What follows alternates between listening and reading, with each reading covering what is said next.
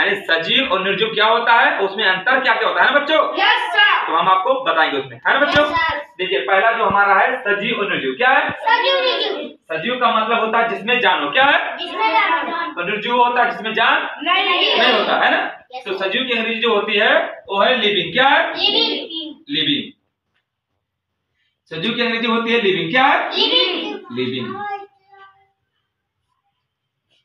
Living. तो हमें जाना अंग्रेजी में होता है सजीव का मतलब होता है लिविंग, क्या है? लिविंग। और लिविंग का जो अर्थ होगा अर्थात जो मतलब होगा उसका है सजीव, ठीक है? सजीव जिसमें जान होता है वो क्या है? सजीव कहलाता है ना। जैसे पेड़ पौधे जंतु हम लोग आप लोग क्या है? सजीव, क्या है? सजीव। तो यहाँ आता है निर्जीव, क्या है?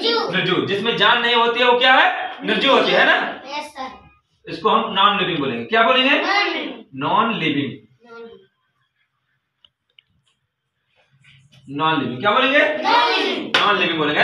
निर्जीव इसको अंग्रेजी बोलते हैं नॉन लिविंग, क्या बोलते हैं? नॉन लिविंग जिसके अंदर जान ना हो, नहीं होता है ना। जैसे होगा पंखा हुआ, क्या हुआ? टेबल मेज वो सब क्या है? निर्जीव है, क्या है? जो है इसमें जान नहीं है, क्या है? तो हमारा जो क्लास आज का है सजीव और निर्जीव में अंतर, यानी क्या निर्जीव और सजीव में अंतर होता है ना। तो पहले हमारा यहाँ पर है सजीव, क्या है? सजीव। इसमें कोशिका संरचना पाई जाती है, क्या है? कोशिका संरचना पाई जाती है। इसमें मतलब जान पाई जाती है, इसके अंदर जान बनाने के लिए निर्माण कर सकते हैं, एक से वो दो कर सकते हैं, निर्माण कर सकते हैं, ठीक। इसमें आता है जो एक नंबर पे यहाँ पर है निर्जीव, क्या है? इसमें कोशिका संरचना नहीं पाई जाती है, क्या है? हाँ नहीं पाई जाती है। इसमें दूसरा आता है हमारा श्वसन क्रिया में भाग लेती है। जो सजीव होती है यानी जैसे हम लोग हो जंतु हो गए, श्वसन अर्थ होगा इसमें। श्वसन का अर्थ होगा है सांस लेना, क्या है? हम लोग आप लोग सांस लेते हैं ना।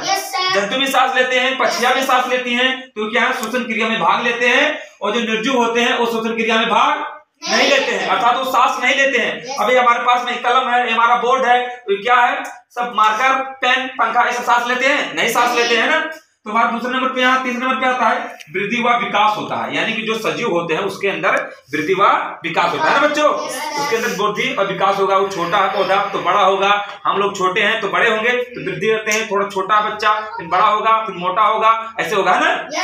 वृद्धि व विकास नहीं होता है, यानी जो नॉन लिविंग होते हैं उसमें वृद्धि व विकास, यानी छोटे हैं पेन छोटा है तो छोटा ही तो रहेगा, बड़ा होगा नहीं होगा। एक दो होगा नहीं होगा। तो हमारे यहाँ पर चौथे नंबर पे आता है भोजन। नंबर पे आता है जो है संवेदनशीलता, क्या है?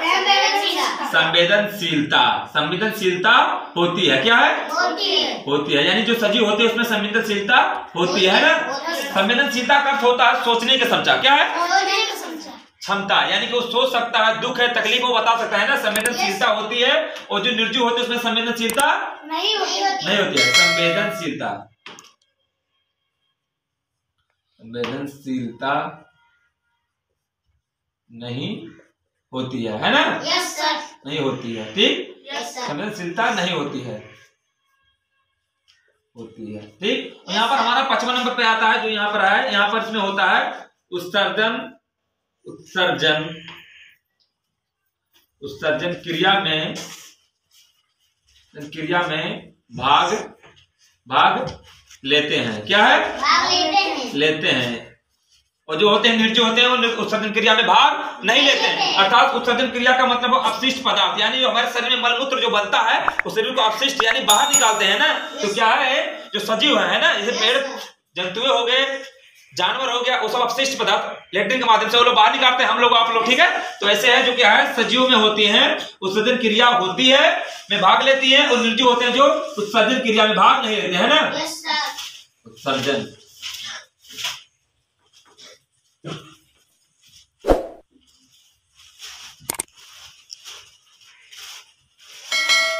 उत्सर्जन क्रिया में भाग नहीं लेते हैं, है ना।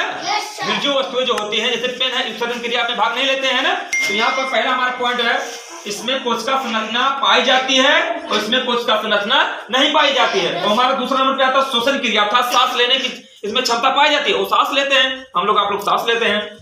और यहाँ पर आता है श्वसन क्रिया में भाग निर्जीव वस्तुएं नहीं लेती हैं, ठीक। तीसरे नंबर पे वृद्धि व विकास होता है और इसमें वृद्धि व विकास नहीं होता है। यहाँ पर आता है संवेदनशीलता होती है, यानी जंतुओं में संवेदनशीलता होती है और निर्जीव में संवेदनशीलता नहीं होती है। यहाँ पर आता है 55 नंबर पे उत्सर्जन क्रिया में भाग लेते हैं जो सजीव वस्तु होते हैं और निर्जीव में उत्सर्जन क्रिया में भाग नहीं लेते हैं। और यहाँ पर हमारा आएगा 6वां नंबर पे, ठीक है, 6वां नंबर यहाँ पर हम 6वां नंबर आता है, यानी कि सजीव और निर्जीव में अंतर जो हमारा 6वां नंबर पॉइंट है, इसमें होता है भोजन की आवश्यकता होती है। क्या है? भोजन की आवश्यकता होती है ना। Yes sir. और भोजन की आवश्यकता होती है, हवा पानी है ना। यस हवा पानी की आवश्यकता होती है, ठीक है। उसके बाद हमारा तीसरा पॉइंट यहाँ पर होता है, इसमें निर्जीव होगा, निर्जीव होता है भोजन की आवश्यकता, भोजन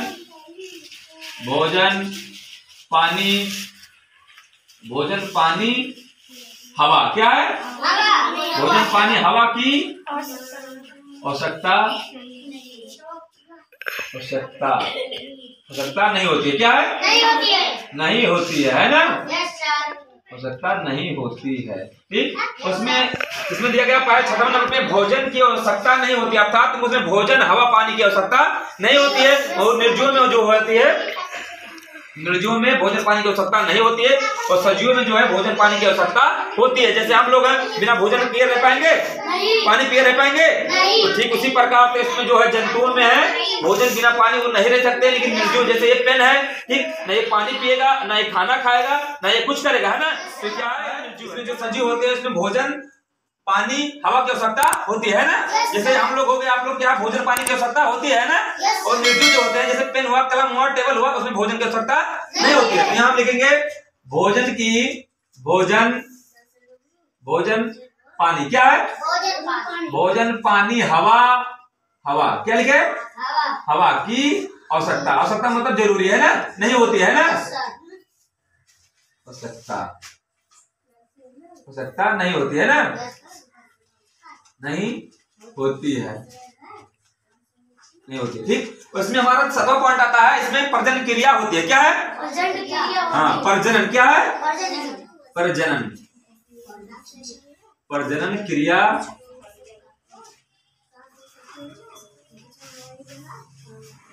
प्रजनन क्रिया होता है। क्या है?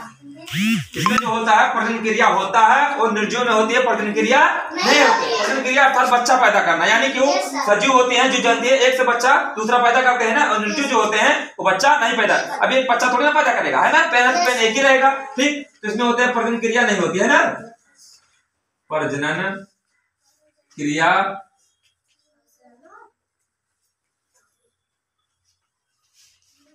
होती है, ठीक। ये हमारा 7वां पॉइंट क्लियर हो गया, यानी भोजन पानी हवा की आवश्यकता होती है, और निर्जीव में भोजन पानी की आवश्यकता नहीं होती है। और 7वां पॉइंट पे प्रजनन क्रिया होता है, और प्रजनन क्रिया निर्जीव में नहीं होता है। इसमें हमारा 8वां पॉइंट आता है, अनुकूलन होता है। क्या है? अनुकूलन अर्थात ठंडी गर्मी का एहसास। जैसे हम लोग ठंडी का मौसम आ गया तो ठंडी बर्दाश्त कर ले जाते हैं, ठीक है। और इसमें है ठंडी की आवश्यकता इसमें नहीं होती है, ना गर्मी होनी चाहिए, ठीक है। तो अनुकूलन क्या लिखेंगे?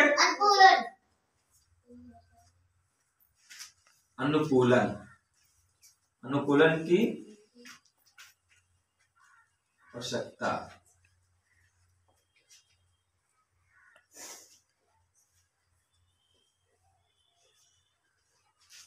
अनुकूलन की आवश्यकता होता है, निर्जीव में अनुकूलन की आवश्यकता नहीं होता है, नहीं।